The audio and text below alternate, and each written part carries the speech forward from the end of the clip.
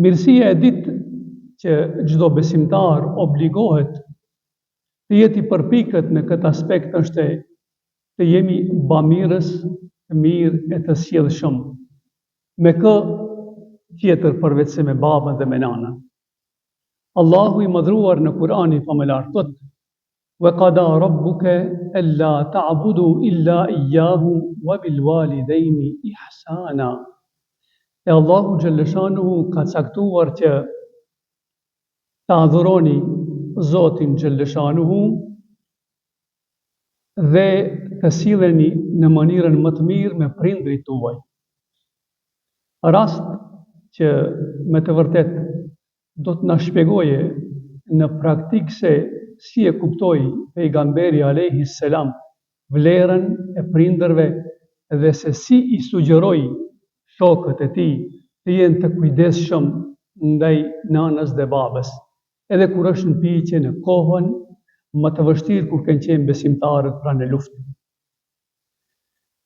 Një sahabi i dashur i pejgamberit alayhi salam ju paraqit të dashurit të Allahut duke i thënë: "O i dashuri i Allahut, unë do të migroj, do të bëj hijretin atëherë kur ti do të emigrosh.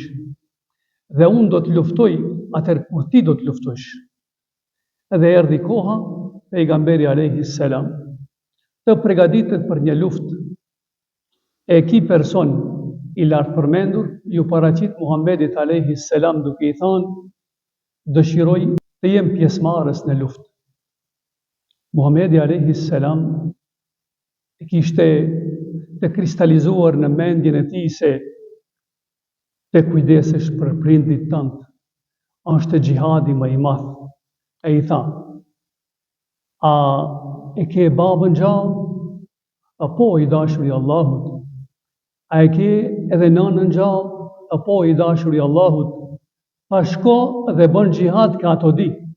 Respektivisht kërkohesh përblimin e xhihadit duke qenë i sjellshëm dhe i dashur me prindrit tuaj.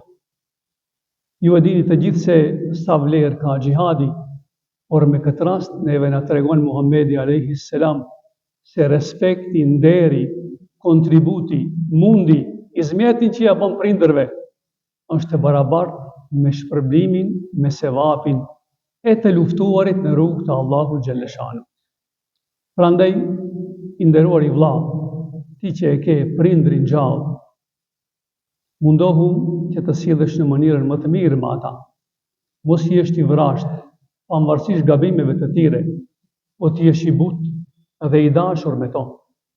Çfarë thot Allahu xhalleshanuhu: "Wakhfid lahuma janaha dhulli min ar-rahma." Dhe shtrije u dorën e mëshirës ndaj dy prindërve, respektivisht paraqitu me mëshirë ndaj prindërve tuaj.